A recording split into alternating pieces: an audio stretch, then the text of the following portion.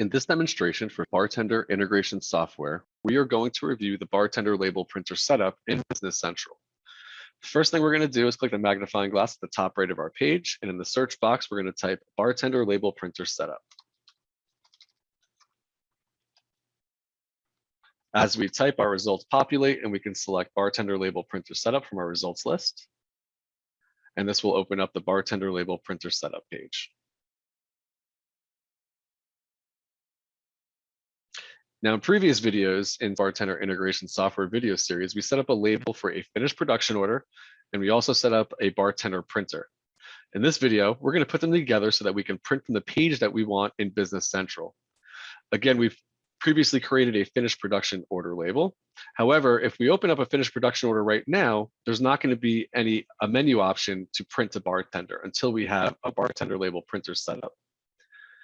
So I have a finished production order open, and if we open it up, you can see finished production order.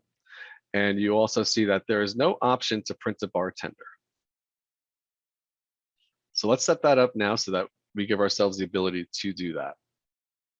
First thing we're going to select is an event. Again, we created a finished production order label, so we are going to select from finished production order. The next thing that we're going to select is a label code, and we'll select the prod output label that we created in a previous video. The next two columns are user type and user group /ID. What you do in the user group /ID field is dependent on what you select in user types.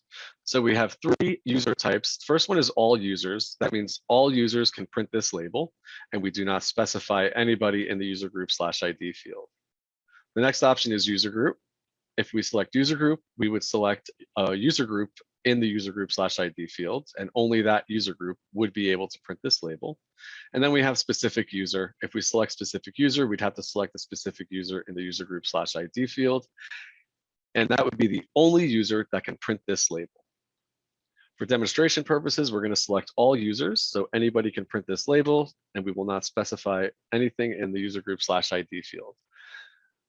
The next field is the printer name. And we are going to select the label printer that we created in a previous video. And then we are going to tab out, and you notice right now it says is label enabled, and right now it says no. Once I tab out and we select that record again, you can see now it recognizes that prod output is an enabled label. Now that we have this set up, we will be able to go back to our finished production order. And now we're going to have a process menu option, and when we click that, we have a print to BarTender option.